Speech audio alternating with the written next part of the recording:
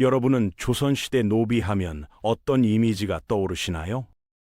드라마 속 주인공을 돕는 충직한 하인, 아니면 서양의 흑인 노예처럼 쇠사슬에 묶여 채찍을 맞던 비참한 존재. 사실 진실은 그 어떤 상상보다 훨씬 더 잔혹하고 복잡했거든요. 한민족의 역사에서 노비 계층이 없었던 시절은 거의 없었습니다.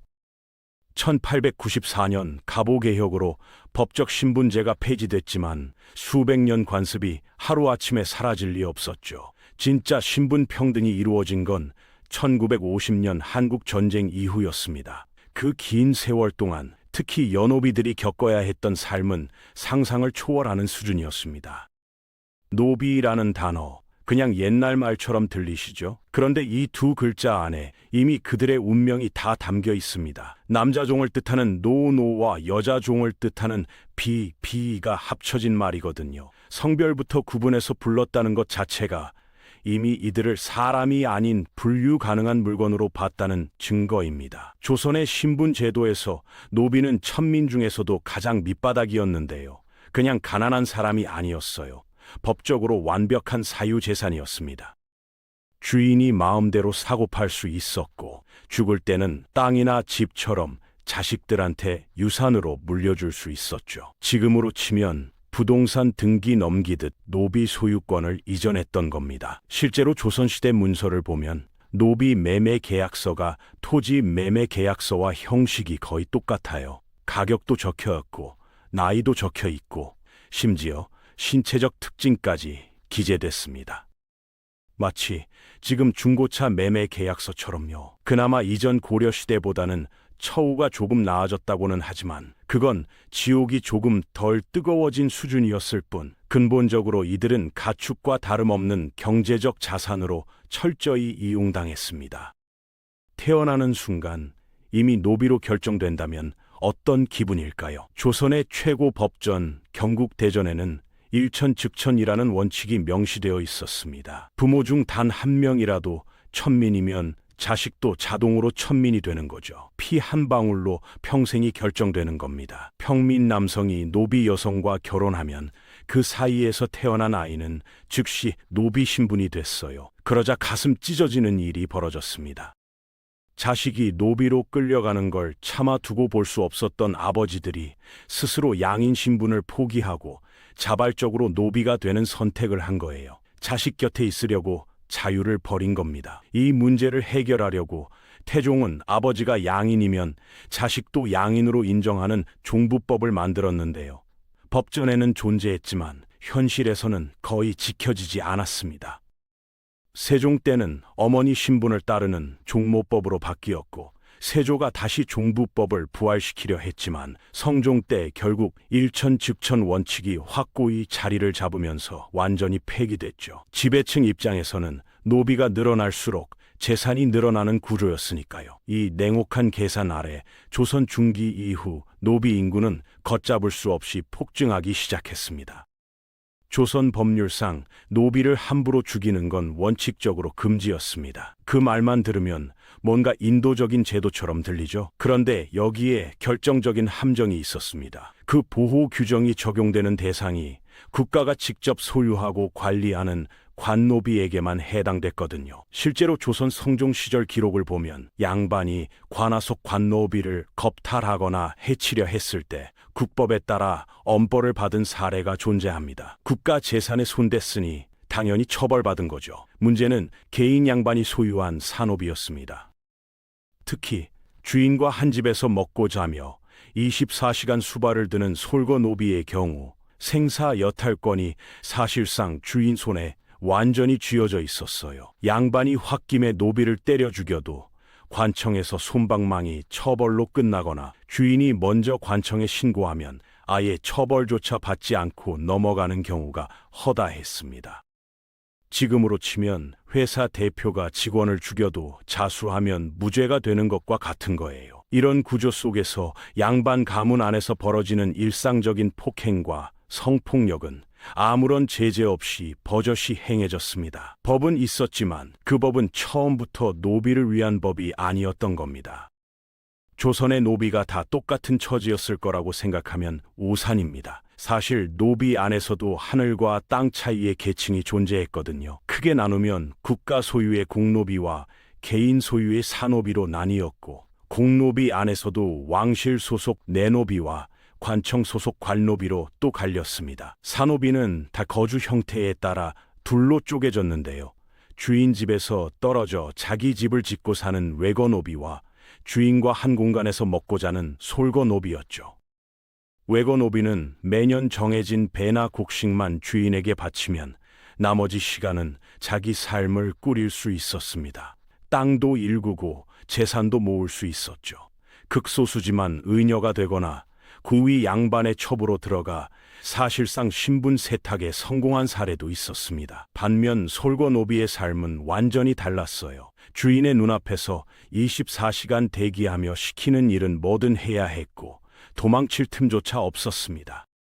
외거노비가 열심히 모은 재산도 주인 마음이 바뀌는 순간 하루아침에 몰수당했고, 멀리서 자유롭게 살던 외거노비를 강제로 불러들여 솔거노비로 전환시키는 것도 주인 마음대로였죠. 국노비보다 사노비가, 외거노비보다 솔거노비가 가장 밑바닥이었고, 스스로 그 굴레를 벗어나는 건 현실적으로 불가능에 가까웠습니다. 버틸 수 없으면 도망치는 수밖에 없죠. 조선의 노비들도 결국 그 선택을 했습니다. 주인의 압제를 견디다 못해 목숨을 걸고 도망친 노비의 수가 조선 전기 기록에만 관노비와 사노비를 합쳐 100만 명에 육박했다고 합니다. 당시 조선 전체 인구가 약 600만 명으로 추정되는데 그중 100만 명이 도망자였다는 거예요. 지금으로 치면 대한민국 인구 중 서울 전체 인구가 통째로 잠적해버린 것과 비슷한 규모입니다. 이쯤 되면 국가적 재난이죠. 도망친 노비들은 산속에 숨거나 신분을 속이고 다른 지역에서 새 삶을 시작하려 했습니다. 그러자 이들을 끝까지 추적해 잡아들이는 현상금 사냥꾼, 추노꾼이 등장했어요. 드라마에서 보던 그 추노꾼이 실제로 존재했던 겁니다. 단순한 민간 직업이 아니었어요. 국가 차원에서도 탈주 노비를 색출하고 노비 소유권 관련 소송을 전담하는 장애원이라는 특수 관청까지 따로 설립했습니다. 노비 한 명 한 명이 거대한 재산이었으니 도망친 노비는 곧 재산 손실이었거든요. 그 재산을 되찾기 위해 국가기관이 움직였다는 사실, 이게 조선 노비 제도의 민낯비였습니다. 노비가 100만 명 도망쳤는데도 조선의 노비 인구는 줄어들기는커녕 오히려 폭증했습니다. 어떻게 된 걸까요? 답은 충격적이게도 가난이었습니다. 삼국시대만 해도 노비 인구는 전체의 10%를 넘지 않았는데 조선 중기에 이르면 무려 전체 인구의 40%가 노비 신분이었다는 게 학계의 추정입니다. 10명 중 4명이 노비였던 거예요. 이 기형적인 팽창의 배경에는 극심한 경제적 궁핍이 있었습니다. 지금으로 치면 30대 가장 최 씨가 흉년의 빚을 갚지 못하게 되자 채권자에게 아내의 소유권을 넘겨버리는 일이 실제로 벌어졌던 겁니다. 가뭄 한 번, 흉년 한 번에 한 가정이 통째로 노비로 전락했어요. 더 가슴 아픈 건 평민 남성들이 도저히 가족을 먹여 살릴 수 없게 되자 스스로 아내나 딸을 노비로 팔아치우는 일이 성행했다는 겁니다. 팔려간 딸이 낳은 자식은 또 노비가 되고 그 자식이 낳은 자식도 또 노비가 되는 거죠. 가난이 대물림되는 게 아니라 노비 신분 자체가 대물림되는 구조였습니다. 한번 굴레에 발이 묶이면 몇 세대가 지나도 빠져나올 수 없는, 그야말로 끝이 보이지 않는 나락이었습니다. 수많은 노비들 중에서도 여노비들이 겪어야 했던 삶은 차원이 달랐습니다. 고된 노동은 기본이었고 시장에서 가장 먼저 팔려나가는 매매 1순위였으며 무엇보다 양반들의 성적 착취 대상이 됐거든요. 겉으로는 성리학적 도리와 체면을 목숨처럼 중요시하던 양반 가문, 그 닫힌 문 안에서는 전혀 다른 세상이 펼쳐지고 있었습니다. 조선 성종 시절 실제로 있었던 사건 하나를 들려드릴게요. 참봉 벼슬을 지낸 신자치라는 양반의 집에 돌이라는 이름의 여노비가 있었습니다. 얼굴이 무척 아름다웠다고 기록되어 있어요. 신자치는 정실 부인 몰래 도리를 억지로 겁탈했고 결국 이 사실이 부인에게 들통났습니다. 그런데 부인의 분노가 향한 곳은 남편이 아니었어요. 도리였습니다. 부인은 집안 종들이 모두 보는 공개적인 마당에서 도리의 옷을 발가벗기고 처참하게 폭행했습니다. 그것도 모자라 불에 달군 쇠붙이로 도리의 몸을 찢어버렸고 결국 도리는 그 자리에서 숨을 거뒀습니다. 시신은 야산에 버려졌죠. 주민들의 신고로 부부가 의금부 조사를 받았지만 결과는 어처구니 없었습니다. 부인만 가벼운 귀양. 실제 강간 가해자인 신자치는 무죄로 풀려났어요. 피해자는 죽었는데 가해자는 멀쩡했습니다. 그렇다면 억울한 노비들은 관아에 고소라도 할 수 있었을까요? 명목상으로는 가능했습니다. 부당한 착취를 당하거나 재산과 자녀를 강탈당했을 때 법적으로 억울함을 호소할 수 있는 최소한의 권리가 존재하긴 했거든요. 그런데 현실은 완전히 달랐습니다. 절대 다수의 노비들은 글을 읽거나 쓸 줄 몰랐어요. 자신을 구제해 줄 법률이 있다는 사실 자체를 평생 모르고 살았던 겁니다.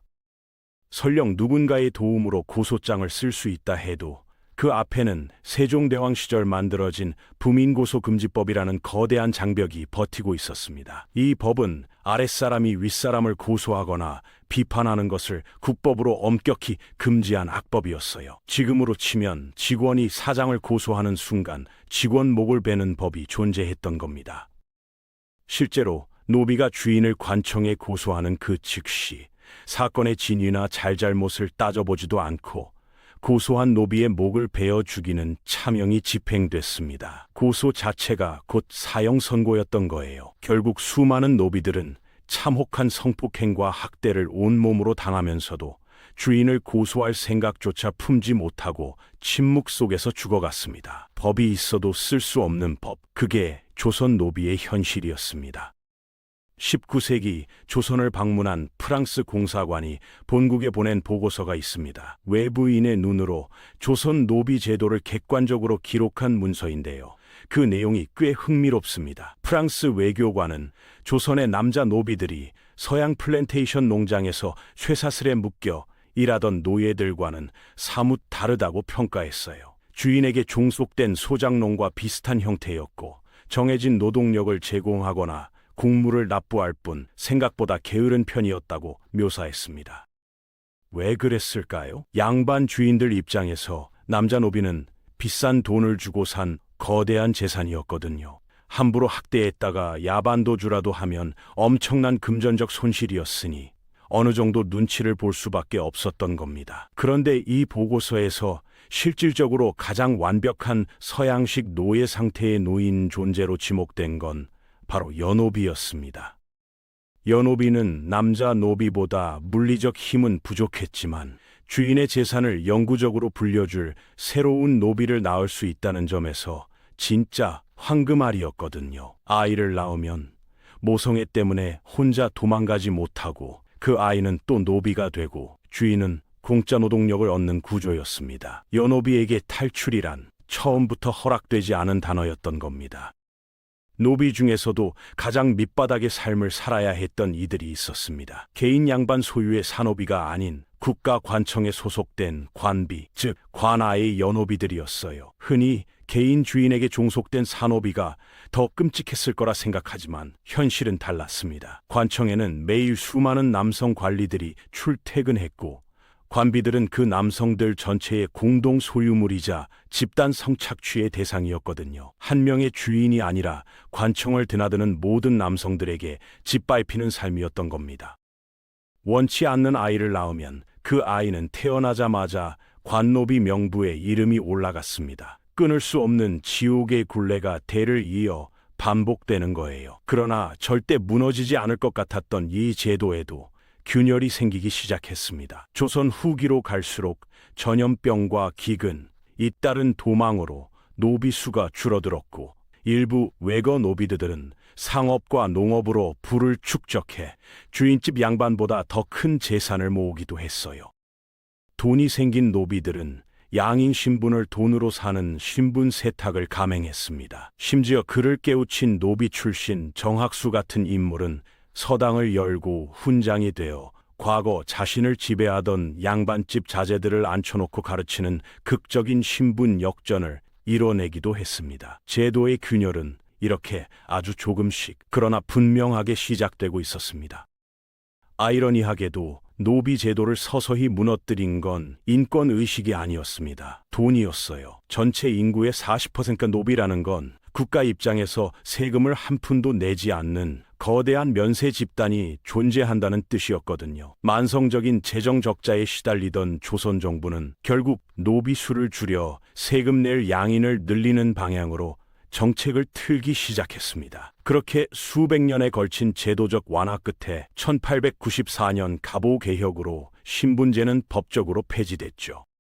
하지만 종이 위의 법령이 수백 년 뼈속 깊이 박힌 관습을 하루아침에 지울 순 없었습니다. 전국 촌락에서는 지주와 머슴이라는 이름만 바뀐 채 신분적 예속이 질기게 이어졌어요. 진짜 평등이 찾아온 건 1950년 한국 전쟁 이후였습니다. 전쟁이 한반도 전역을 잿더미로 만들면서 양반의 토지도 가문의 권위도 모든 사회적 인프라가 완전히 초기화됐거든요. 양반도 상놈도 똑같이 피란 보따리를 싸고 가난해지는 평등한 지옥 속에서 수백 년간 한민족을 올감했던 노비 제도는 그렇게 비로소 역사 속으로 사라졌습니다. 여기까지 오늘 준비한 영상은 끝났습니다. 다음 시간에 다른 영상으로 찾아뵙겠습니다. 감사합니다.